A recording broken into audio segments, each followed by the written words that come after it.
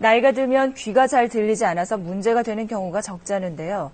자연스러운 노화이긴 해도 겪는 당사자와 가족들은 상상 이상으로 불편하다고요. 네, 난청으로 우울증이나 치매를 겪는 경우도 많습니다. 치료가 어렵기 때문에 미리미리 예방하고 관리해 주는 게 중요한데요. 네. 모은희 기자 나와 있습니다.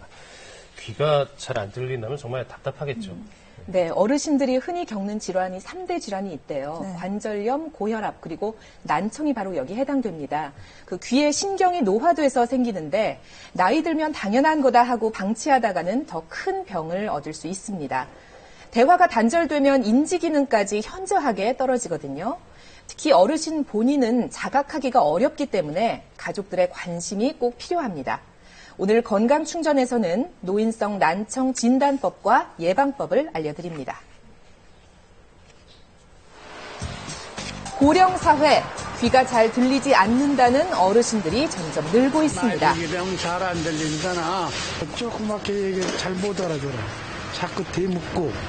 연속 볼 때도 볼륨을 키워야 되고.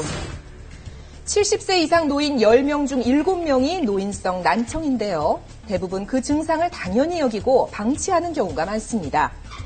이 어르신도 뒤늦게 찾은 병원에서 노인성 난청 진단을 받게 됐는데요. 언니하고 전화하면은 공공장소에서 소리 질러야 돼. 병원에 한번 가봐. 그러면서 그래서 검사라도 해봐야지. 그러니까 늙었으니까 그렇지. 그냥 그러고 있었는데 이거 한번 해봐야 되겠다. 노인성 난청은 달팽이관과 청신경이 노화돼서 발생합니다. 특히 소음에 많이 노출될 경우 청력이 빨리 쇠퇴하니까 주의해야 합니다. 최근 들어서 이어폰을 끼고 계시는 분들도 많아지고 또한 소음 환경에서 작업하는 분들도 많기 때문에 낮은 연령대에서 소음성 난청이 생기는 분들이 많아지고 있고 소음성 난청이 있는 분들은 노인성 난청이 훨씬 더 빨리 오게 되고요. 소음성 난청에 의한 노인성 난청이 오시는 분들이 많아지고 있는 현실입니다. 노인성 난청이 생기면 원활한 대화를 하기가 어렵죠. 환자뿐만 아니라 주변 사람들까지 힘들게 할 수 있습니다.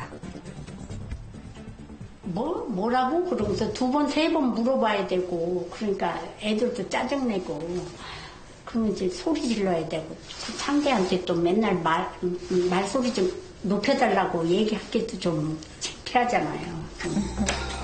문제는 난청 때문에 대화가 줄어들면 대인 기피증이나 심각한 우울증으로 발전하기도 하고요. 심지어 치매 위험까지 높아진다고 합니다. 가벼운 경우엔 2배에서 고도 난청일 때는 무려 5배까지 치매 위험이 늘어나는데요. 노인성 난청은 청각 자극이 뇌로 들어가는 그 자극이 줄어들게 됩니다. 따라서 뇌에 대한 자극이 줄어드는 치매와도 연관이 있을 수가 있고요. 최근 들어서 이 소음성 난청과 노인성 난청에 의해서 치매가 나타나는 경우도 연령대가 낮아지고 있습니다. 귀를 통해 들어오는 정보의 양이 확 줄기 때문에 치매가 촉진되는 거죠. 그런데 난청이 심해져도 정작 본인은 모르는 경우가 많다는데요. 그럴수록 가족과 주변 사람들의 세심한 주의가 필요합니다. 그렇겠네요. 이 어르신도 아들의 도움으로 난청을 발견할 수 있었다는데요.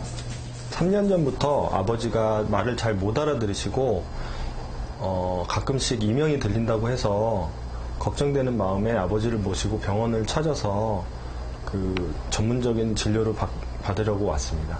식사는 어떤 걸로 하셨어요? 그렇다면 우리 가족도 혹시 노인성 난청은 아닌지 확인해 보겠습니다. 말, 달, 발, 발목, 달. 난청인 경우 비슷한 말이나 스, 츠, 크, 프 같은 자음의 구별이 힘들고요.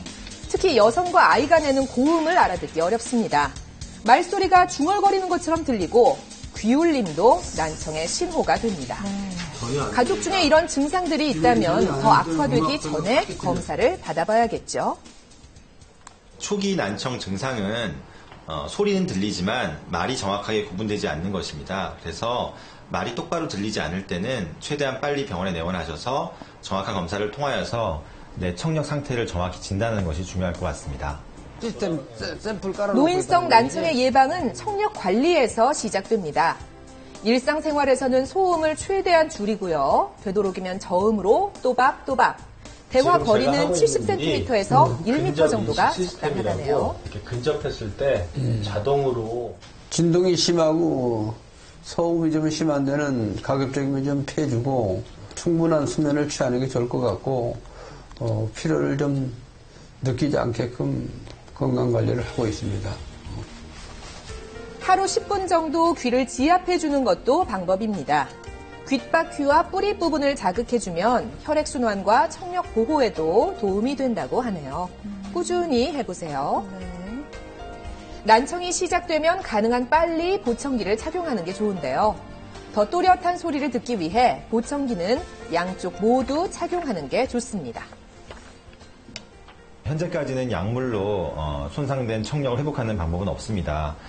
보청기를 착용하거나 아니면 달팽이관 내에 전극을 삽입하는 수술 등이 나와 있는데요. 아주 고도 난청인 경우에는 수술을 실시할 수 있으나 재활 시간이 오래 걸리고 합병증 등이 있기 때문에 초기에 난청이 더 이상 진행되지 않도록 예방하는 것이 가장 중요한 방법입니다. 노인성 난청, 피할 수 없다면 신호가 왔을 때 서둘러 대처해야겠죠. 자칫 방치하다간 가족의 행복까지 위협받을 수 있으니까요. 세심한 관찰로 난청에 미리 대비하세요.